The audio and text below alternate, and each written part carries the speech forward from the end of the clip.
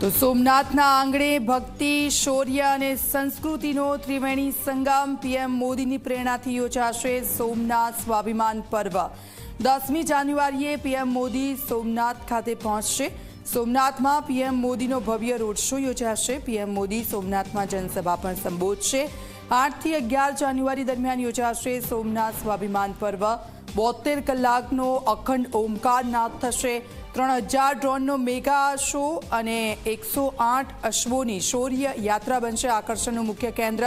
મુખ્યમંત્રી ભૂપેન્દ્ર પટેલે ટ્વીટ કરીને લખ્યું છે કે જય સોમનાથ. પીએમ મોદીની પ્રેરણાથી 8 થી 11 જાન્યુઆરી દરમિયાન સોમનાથ સ્વાભિમાન પર્વની ઉજવણી થઈ રહી છે, જે અંતર્ગત 72 કલાક અખંડ ઓમકાર નાદનો જાપ પણ કરવામાં આવશે. દ્વાદશ જ્યોતિર્લિંગમાં પ્રથમ જ્યોતિર્લિંગ સોમનાથ કરોડો ભક્તો માટે આસ્થાનું કેન્દ્ર છે.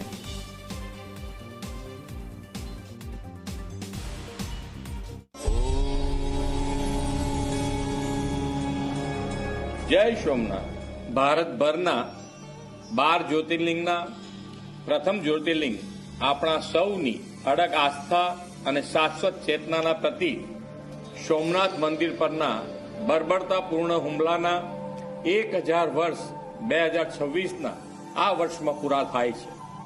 આજથી 1000 વર્ષ પહેલા આ પવિત્ર ધરતી પર 72 કલાક સુધી અવિરત યુદ્ધ થયું હતું. આ યુદ્ધ સામે ભારતની એકતા, આસ્થા અને આત્મબળ અતૂટ રહ્યા હતા. સોમનાથનો ઇતિહાસ વિનાશ સામે શૌર્યથી અડીખમ ઊભો રહીને પુનઃનિર્માણની ભવ્ય ગાથા બનીને આજે આપણી સામે છે. કરોડો શ્રદ્ધાળુઓની અતૂટ શ્રદ્ધા અને આસ્થાના એ બળને વડાપ્રધાન શ્રી નરેન્દ્રભાઈ મોદીની પ્રેરણાથી સોમનાથ મંદિરમાં 72 કલાકના ઓમકારનાદ દ્વારા સમગ્ર ભારતીયોમાં જાગૃતિ કરવાની અને સોમનાથ સ્વાભિમાન પર્વથી અખંડ સોમનાથ, અખંડ ભારત માટે સંકલ્પિત થવાની આપણને તક મળી છે. ઓમકાર એ માત્ર મંત્રધ્વનિ નથી, સમગ્ર બ્રહ્માંડની મૂળ ઉર્જા છે. આ મંત્રનાદ આપણને આત્મવિશ્વાસ અને રાષ્ટ્ર ચેતનાની નવી દિશા આપશે.